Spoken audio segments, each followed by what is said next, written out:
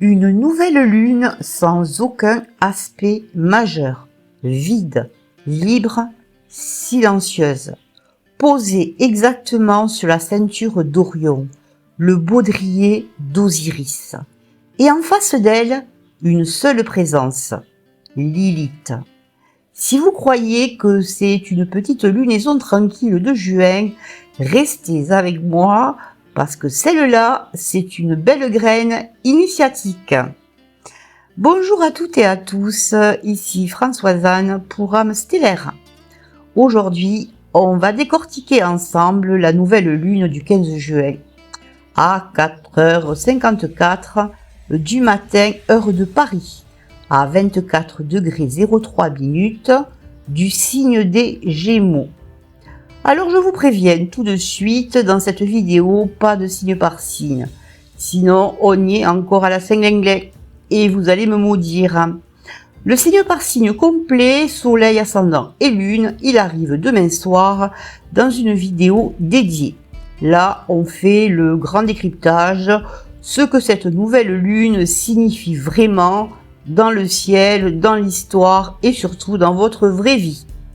Et comme je vous connais et que la majorité d'entre vous n'ira pas jusqu'au bout, je vous le demande maintenant. Un petit pouce bleu, un petit partage, un petit commentaire. J'adore vous lire et je vous réponds toujours. Parfois avec un petit peu de retard et j'en suis désolée. Mais je réponds. Voilà, c'est fait, on n'en parle plus. Enfin, si j'en reparlerai à la fin, mais pour cela, ce sera cadeau. Petite précision pour les pressés. Il y a de la mythologie dans cette vidéo et pas qu'un peu. Le timer est donc dans le descriptif. Vous pouvez zapper directement à la partie qui vous intéresse. Mais franchement, la mythologie de ce soir, elle vaut vraiment le détour. Alors, posons le décor. Lundi 15 juin, 4h54 du matin, à Paris. Le soleil et la lune s'enlacent à 24 degrés 03 minutes des Gémeaux. C'est ça, une nouvelle lune. La lune disparaît dans la lumière du soleil. Le ciel fait le noir et dans le noir, on s'aime. Et là, première particularité. Cette nouvelle lune ne fait aucun aspect majeur aux planètes. Aucun. Pas de carré, pas de trigone, pas d'opposition planétaire. Rien, dans le jargon, on dit qu'elle est non aspectée. Concrètement, ce que ça veut dire dans la vraie vie. Une lunaison non aspectée, c'est une énergie pure, brute. Rien ne la freine, rien ne la pousse, rien ne la déforme. Elle graine que vous semez ce jour-là. Elle pousse telle qu'elle. Potentiellement, ça peut donner un projet qui décolle sans obstacle, parce que rien ne vient le contrarier. Ou alors, ça peut être une impulsion qui part dans tous les sens, parce que rien ne vient la canaliser non plus. C'est vous qui tenez le volant, personne d'autre. Et sur la carte dressée pour Paris, cette nouvelle lune tombe en maison 1. La maison du corps, de l'identité, du commencement absolu. Avec l'ascendant à 8 degrés 02 minutes Gémeaux et collé dessus exactement au même degré à 8 degrés 02 minutes, la part de fortune. La fortune conjointe à l'ascendant à 0 minutes d'orbe. La chance posée sur le corps même du moment. Une graine pure en maison 1 avec la fortune sur l'ascendant, je vous le dis comme je le pense, c'est une invitation à commencer quelque chose ce jour-là. Et en Gémeaux, signe de Mercure, ça parle de communication. Un projet d'écriture, une chaîne, un podcast, une formation, une conversation que vous repoussez depuis des mois, une annonce ou alors un manuscrit que vous avez dans le tiroir. C'est maintenant qu'on le sème. Une seule réserve toutefois, et elle est de taille. Mercure entre dans sa zone d'ombre et devient rétrograde le 29 juin. Donc, concrètement, on sème, on lance, on dit, on écrit, mais les contrats majeurs, les signatures engageantes, les grosses décisions irréversibles, on attend la fin de la rétrogradation. Semez la graine maintenant et signez chez le notaire plus tard. Et maintenant, accrochez-vous parce que c'est là que cette nouvelle lune devient exceptionnelle. À 24 degrés 03 des Gémeaux, elle tombe à 14 minutes d'arc de l'étoile fixe Al-Nilam, la perle centrale de la ceinture d'Orion. Mais ce n'est pas tout. Regardez les degrés. Mintaka à 22 degrés 43 minutes, Al-Nilam à 23 degrés 49 minutes, Al-Nitak à 25 degrés 02 minutes.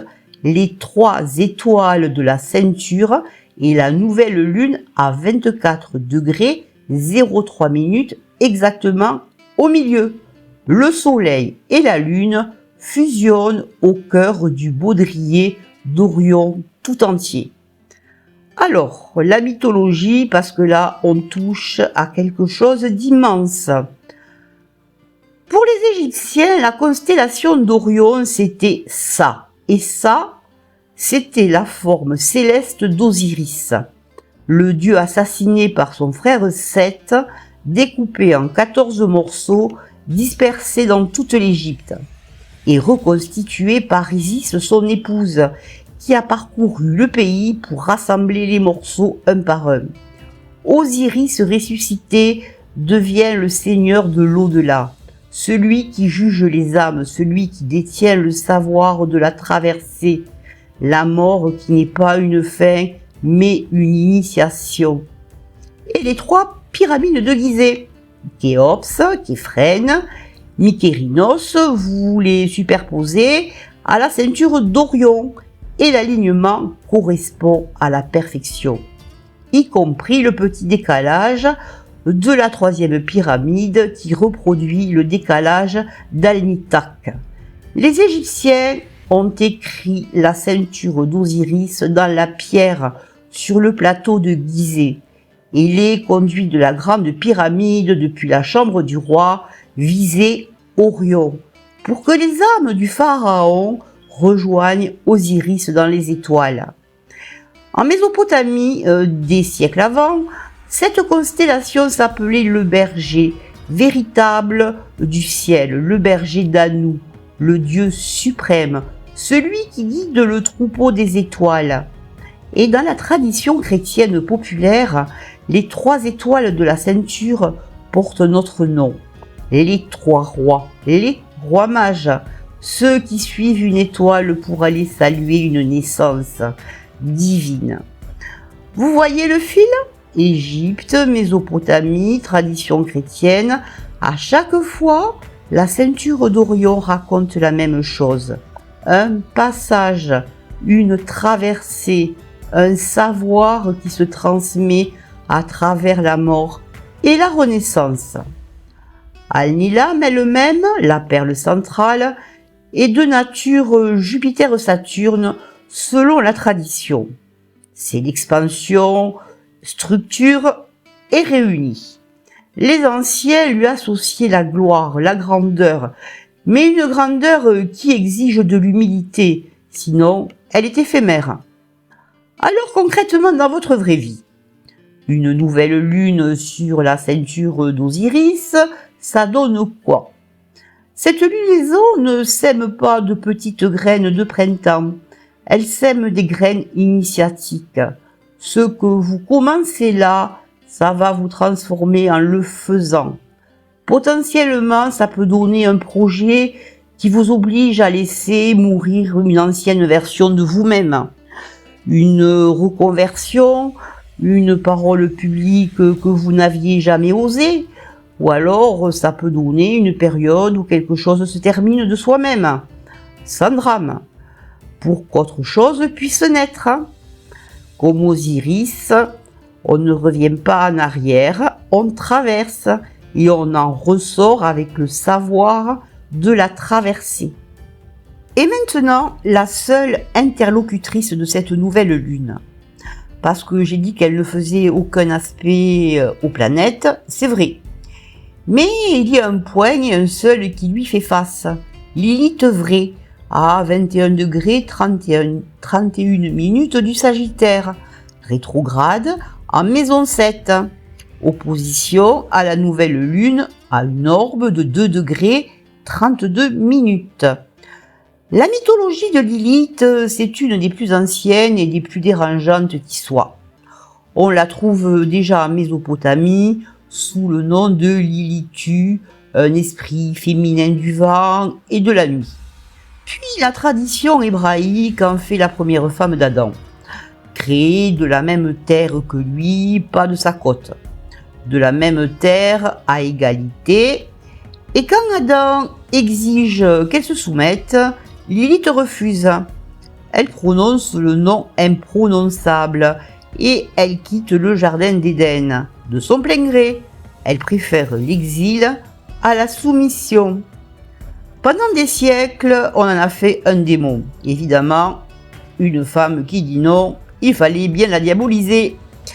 Mais en astrologie psycho-initiatique, Lilith, c'est autre chose. C'est la part de nous, que l'on soit un homme ou une femme, qui refuse de se plier.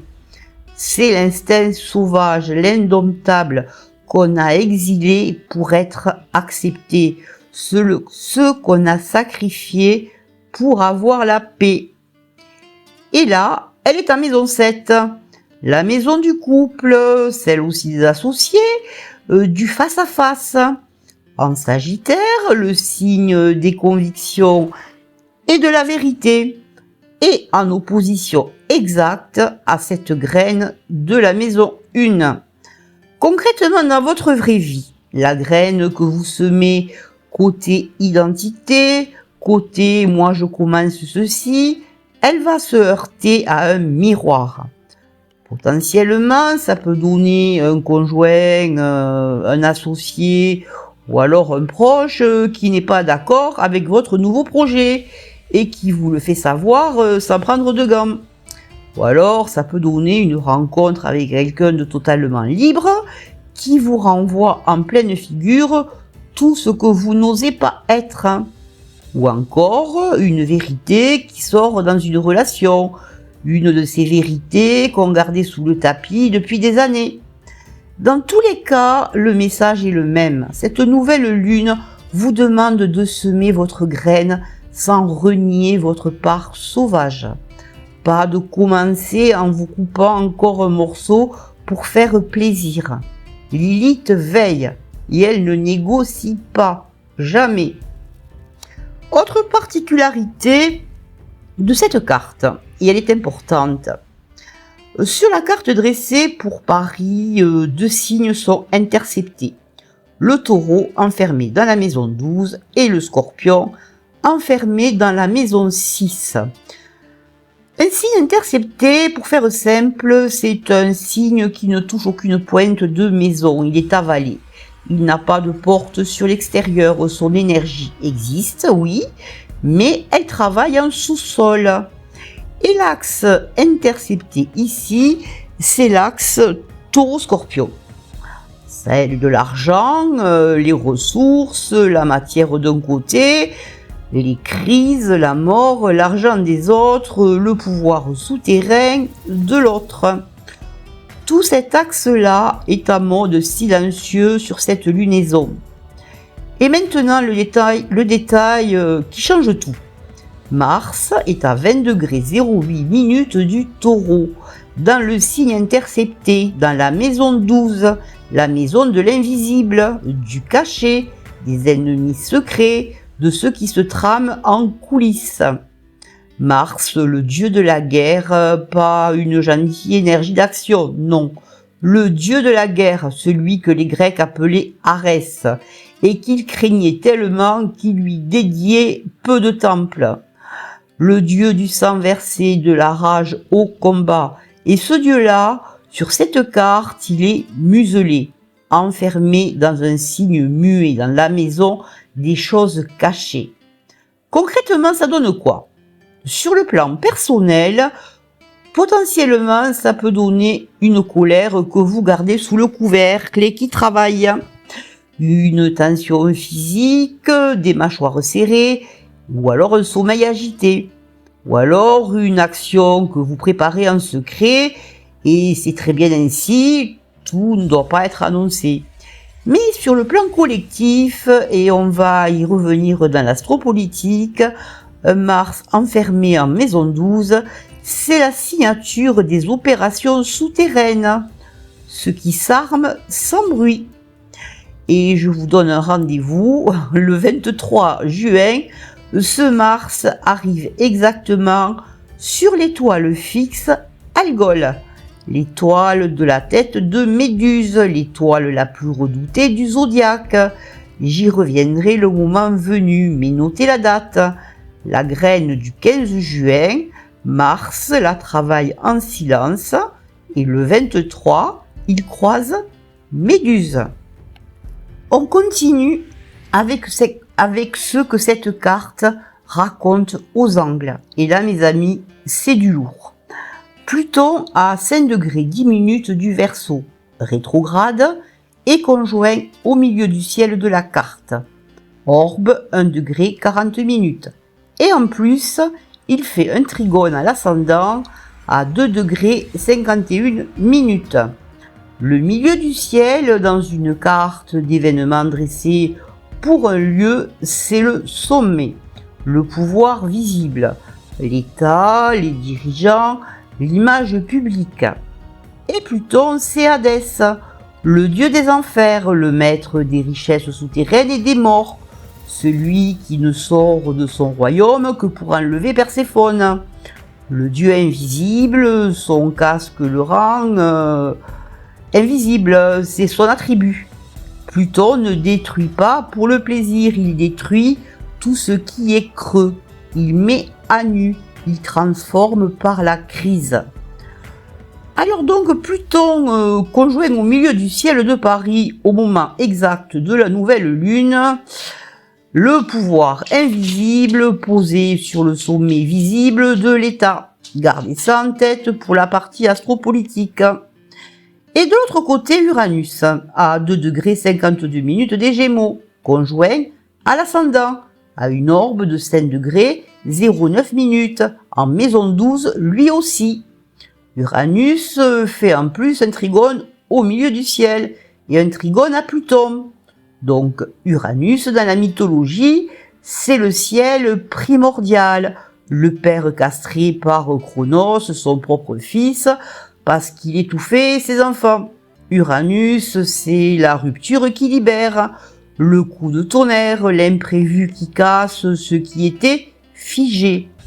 Et Uranus est toujours en carré au nœud lunaire à une orbe de 0 degré 36 minutes. C'est l'aspect dont je vous ai parlé toute la semaine. Il était exact le 12 juin, si vous vous souvenez bien. Les destins collectifs bousculés, la technologie qui rebat les cartes, les ruptures de trajectoire à l'échelle des peuples. Donc, résumons la géométrie de cette carte. La transformation au sommet, la rupture à l'horizon, et les deux qui se parlent en trigone, c'est-à-dire qui coopèrent. Pluton et Uranus main dans la main sur les angles pendant qu'une graine se sème en silence et que Mars s'arme en coulisses. Heureusement, il n'y a pas que de la gravité. Dans le ciel, il y a aussi de très belles choses et il faut les dire également. Voilà. D'abord, nous avons Vénus et Jupiter qui sont toujours conjoints à une orbe de 5 degrés 0,6 minutes, même si ça s'élargit. Les deux bénéfiques du ciel, la petite fortune et la grande fortune des anciens, encore enlacés, c'est la suite directe de la magnifique conjonction de la semaine dernière. Vénus vient d'entrer en Lion à 1 degré 57 minutes et Jupiter est en fin de Cancer à 26 degrés 50 minutes. Et Jupiter, regardez bien, est posé sur l'étoile fixe Procyon, à une orbe de 0 degré 42 minutes. Procyon, c'est l'étoile principale du petit chien. Son nom grec signifie celui qui précède le chien, parce qu'elle se lève juste avant Cyrus, la grande étoile du grand chien. En Égypte, ce lever de Cyrus annonçait la crue du Nil, la vie qui revient, l'abondance. Et le chien céleste, c'est le domaine d'Anubis, le dieu à tête de chacal, le gardien des passages, celui qui guide les âmes et qui pèse les cœurs. Procyon, c'est l'annonciateur, le messager qui précède la grande nouvelle. Jupiter sur Procyon conjoint à Vénus, ça donne quoi concrètement? Alors, potentiellement, une bonne nouvelle qui en annonce une plus grande. Un premier signe d'abondance, un acompte du destin. Dans le travail, cela peut être une ouverture ou alors une proposition. Et en amour, cela peut être un geste qui précède l'engagement. Et du côté argent, une rentrée qui annonce un cycle plus généreux. Et côté création, parce que Vénus, c'est aussi le geste créateur, la beauté qui prend forme, une œuvre, un projet artistique qui trouve enfin son public. La seule consigne de Procyon, la tradition est claire là-dessus, c'est de ne pas s'endormir sur le premier succès. L'étoile donne vite, elle reprend vite si on se repose dessus. Donc, on ne s'assoit pas sur ses lauriers. Le message est clair. Autre soutien, Mercure à 18 degrés 31 minutes du Cancer fait un sextile exact à Mars à une orbe de 1 degré 36 minutes. La parole et l'action qui coopèrent. Concrètement, c'est le bon moment pour les conversations qui débloquent. Dire les choses, poser une demande, négocier. La parole a du muscle sans avoir de griffes. Et Vénus, décidément très entourée, fait un sextile à Uranus à 0 degré 55 minutes et un trigone à Neptune à 2 degrés 20 minutes. L'amour qui ose la nouveauté et l'amour qui retrouve du rêve. Potentiellement, ça peut être une rencontre inattendue, un coup de foudre amical ou artistique, une inspiration créative qui tombe du ciel.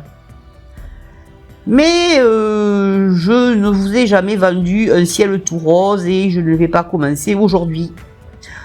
Vénus, la même Vénus, toute soutenue qu'elle soit, est en opposition à Pluton. Orbe, 3 degrés, 13 minutes. L'amour face au dieu des enfers. Concrètement, dans les relations, ce qui est vrai devient plus vrai. Et ce qui ne tient pas ne tient plus. Potentiellement, ça peut donner une jalousie qui remonte, un rapport de force dans un couple ou alors une association, une question d'argent qui empoisonne un lien, ou alors une passion qui transforme au sens fort. Pluton ne fait pas dans la tiédeur ni dans la dentelle. Côté finance, méfiance avec les manipulations, les promesses trop belles et les emprises.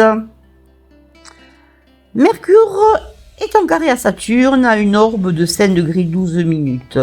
La parole face au mur. Des conversations difficiles, des noms à encaisser, des délais, de la paperasse qui bloque, que du bonheur. Potentiellement, un dossier administratif qui traîne, une réponse qui n'arrive pas, ou alors un supérieur qui dit non. Mon conseil concret, vous l'avez déjà entendu cette semaine et il reste valable. On ne force pas, on structure. Saturne ne répond qu'au travail bien fait. Et puis nous avons Chiron. Astrothème ne le liste pas dans les aspects, mais moi je le liste parce qu'il est au degré le plus sensible de tout le zodiaque en ce moment. Chiron est à 29 degrés 49 minutes du Bélier.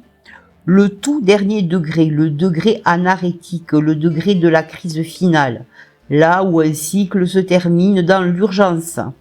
Et il est posé exactement à 5 minutes d'arc sur l'étoile fixe Al-Recha.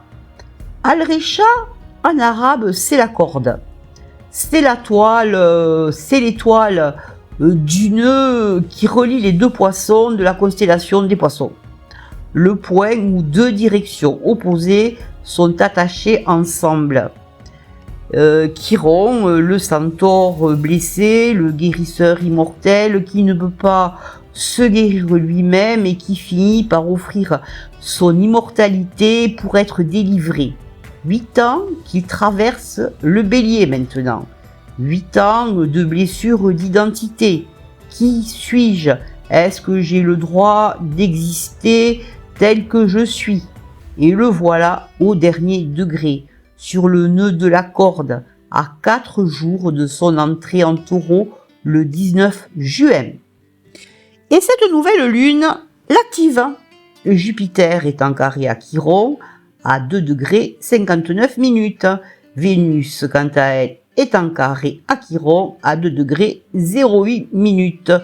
Concrètement, ces derniers jours de Chiron en bélier peuvent faire remonter une dernière fois la vieille blessure du droit d'être soi.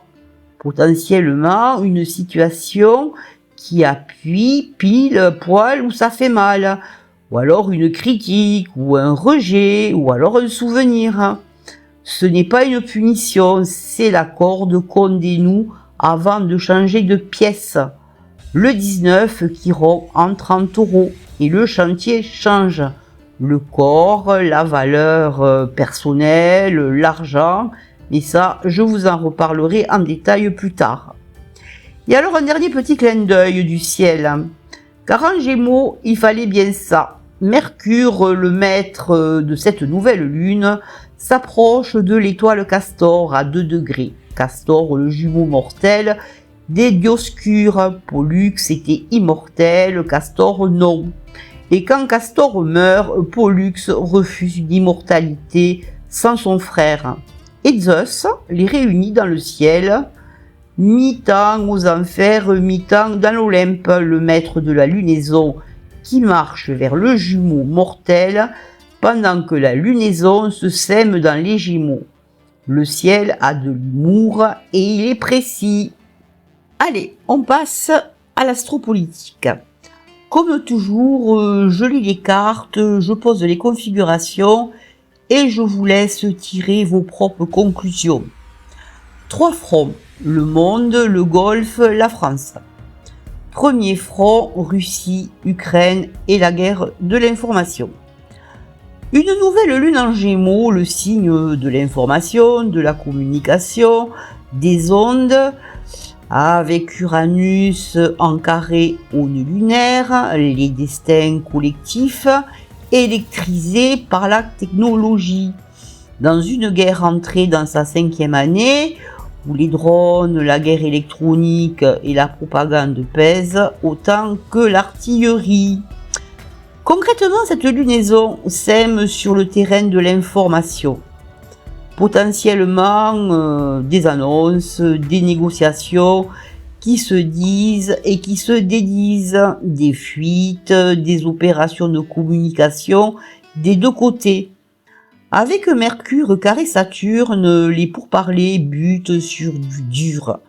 Et avec Mars semi-carré Neptune à 0 degré 51 minutes d'orbe, les actions militaires baignent dans le brouillard, des informations fausses, des cibles incertaines, des récits contradictoires.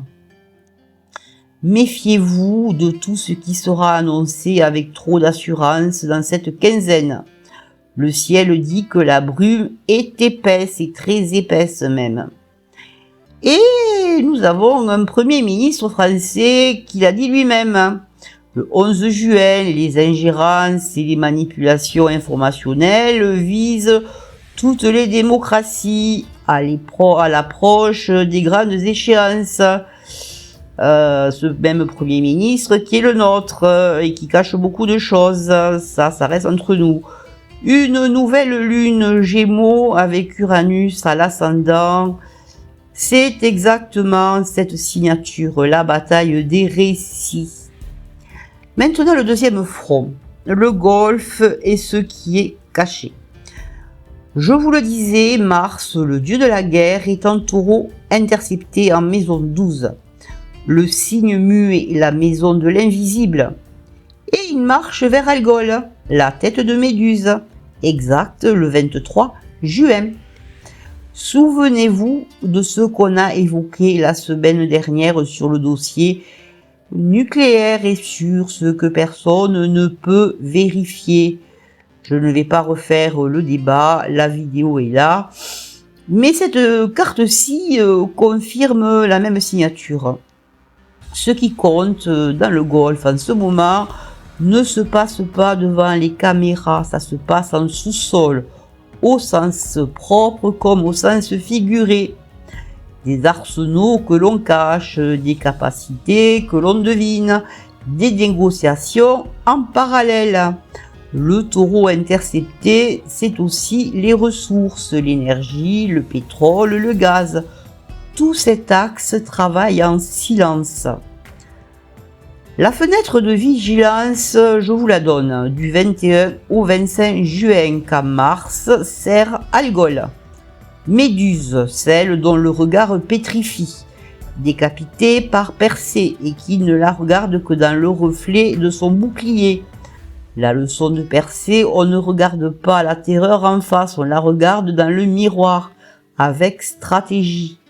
Je ferai un point à ce moment-là. Et une phrase, une seule, sur les marchés. Vous avez remarqué, comme moi, que les bourses montent et descendent au rythme exact des annonces politiques d'une certaine personne qui aime beaucoup en faire. Vous remarquez, on en a deux. Parfois, plusieurs fois par jour. Une nouvelle lune en Gémeaux avec Vénus opposée à Pluton, c'est l'argent au rythme de l'information et le pouvoir qui sait avant les autres. Si vous voyez ce que je veux dire. Je vous laisse donc tirer vos propres conclusions. Maintenant, le troisième front, la France. Et là, regardez la carte de Paris avec moi parce qu'elle est éloquente. Pluton conjoint au milieu du ciel à 1°40', le dieu de l'invisible posé sur le sommet de l'État français, au moment exact de la lunaison. Uranus, la rupture, conjoint à l'ascendant. Et les deux en trigone. Ils coopèrent donc. La transformation du pouvoir n'est pas un risque sur cette carte. C'est un processus en cours, souterrain, patient, plutonien. Quelques faits maintenant, et uniquement des faits publics. Le président prépare son 10e et dernier défilé du 14 juillet. Lui, il aimerait bien que ça dure encore. Le plus massif jamais organisé. 8500 participants, 95 avions, thème officiel. Le réveil stratégique de l'Europe. L'Ukraine à l'honneur des équipages franco-ukrainiens dans le ciel de Paris. 37 nations invitées, la présidente de la Commission européenne et le commandement de l'OTAN à la tribune. Maintenant, souvenez-vous de ce qu'on a posé dans mes vidéos sur son thème. Elles sont en lien dans le descriptif. Sa révolution solaire en cours avec l'ascendant en Sagittaire, la projection internationale, la posture d'homme d'État mondial, le Soleil en opposition à son Jupiter natal, la surextension, le toujours plus, et Neptune en carré à son Jupiter natal à 0°20'. Les grandes visions bâties sur des perceptions floues, très floues. Un défilé jamais vu, dédié à une guerre, à 10 mois d'une présidentielle, chacun jugera. Moi, je constate que le ciel avait écrit déjà la partition et qu'elle se joue note par note. Et le Premier ministre, alors on va en parler. Là, je vous dois un point d'honnêteté parce que je vous avais parlé de ces trois dates charnières. Fin décembre, le printemps et juin en date limite de péremption. Alors, regardons les faits. Fin décembre, début d'année, son budget ne passe que par 3 recours au 49.3 et il survit à 6 motions de censure. Fin février, son gouvernement est dissous et reformé. Techniquement, le gouvernement est bien tombé. L'homme est resté là pourtant. Le printemps, revers au municipal. Impopularité au plus haut et un silence de plomb. Il a traversé sa révolution solaire la plus lourde en encaissant tout, sans un mot ou presque. Et le 11 juin, jour de ses 40 ans, jour exact où cette révolution solaire s'éteignait, il réapparaît publiquement. Pour parler de quoi? Des menaces cachées, des ingérences, de ceux qui se trament dans l'ombre contre la présidentielle de 2027. Et sa nouvelle révolution solaire, celle qui vient de démarrer, je l'ai étudiée, on va y arriver. Et je vous le dis simplement, c'est une des cartes les plus chargées que j'ai vues cette année. Pluton en carré exact à 0 degré, 0 minute sur son milieu du ciel natal. Pluton carré à son Pluton natal, la Lune en carré exact à son Mars natal, Saturne et Neptune conjoints à son ascendant de révolution solaire, et Mercure carré Saturne gravé dans sa carte de l'année qui arrive là, qui vient de commencer. L'homme du silence verrouillé dans le silence. Alors, 2 portes, comme toujours avec Pluton. Soit c'est l'année où sa fonction se désintègre, et le carré exact au milieu du ciel plaide bien dans ce sens, si vous voyez ce que je veux dire. Je ne vous le cache pas, soit c'est la métamorphose souterraine, l'homme de l'ombre, qui mute vers un autre rôle pendant que tout le monde regarde ailleurs. Pluton ne prévient jamais, il agit quand c'est mûr. Ce que je peux vous dire, c'est que rien, absolument rien dans cette carte ne ressemble à une année tranquille au sommet de l'État. Je suivrai ça pour vous, transit par transit, et je vous tiendrai au courant. D'ailleurs, je ferai une vidéo sur le bel été qui nous attend. Alors, maintenant, on redescend sur Terre et on termine avec le concret pour vous. Cette nouvelle lune se forme lundi 15 juin à 4h54 du matin. Les heures qui suivent, lundi en journée, c'est la fenêtre idéale pour semer. Voilà ce que je vous propose. Écrivez vos intentions. En Gémeaux, signe d'écriture, c'est l'année ou jamais de le faire au stylo sur papier. Pas 15 intentions, 2 ou 3, mais bien claires, bien formulées et au présent. Choisissez une graine de communication, une conversation à avoir, un texte à commencer, un message à envoyer, une idée à annoncer. Une seule, mais la vraie. Honorez votre Lilith. Demandez-vous qu'est-ce que j'ai sacrifié de moi pour avoir la paix et glissez dans votre intention un engagement à ne plus vous couper ce morceau-là de vous-même. Et patience sur les signatures. Tout ce qui engage lourdement, on le prépare maintenant, on le scelle après la rétrogradation de Mercure. Je vous donnerai les dates exactes le moment venu. Mais comme on en a déjà parlé, ça ne sera pas avant le 7 août qu'il faudra signer officiellement les choses. Maintenant, comme on dit rétrograde, on retient le re, on révise. Là, on entre dans la période pénombrale, donc on ne signe rien d'officiel. Ou alors, si on est dans l'obligation, on le fait en relisant 2 fois, 3 fois, 4 fois, et en cherchant la petite bête cachée. Voilà mes étoiles, une nouvelle lune libre posée sur la ceinture d'Osiris avec Lilith en face et le dieu de la guerre en coulisses. On a vu plus banal, vous en conviendrez. Demain soir, vous aurez votre vidéo signe par signe complète, vos 3 lectures, soleil, ascendant et lune, comme d'habitude, avec du concret pour chacun. Ne la manquez pas, c'est là que cette lunaison devient personnelle. D'ici là, si cette vidéo vous a éclairé, vous savez quoi faire, le petit pouce bleu, le petit partage à quelqu'un que cela peut aider, et un petit commentaire avec votre signe. Je lis tout et je réponds à tout le monde. Et ceux qui sont restés jusqu'ici, vous avez ma reconnaissance éternelle et celle d'Osiris. Prenez soin de vous, semez juste et regardez le ciel. C'était Françoise Anne.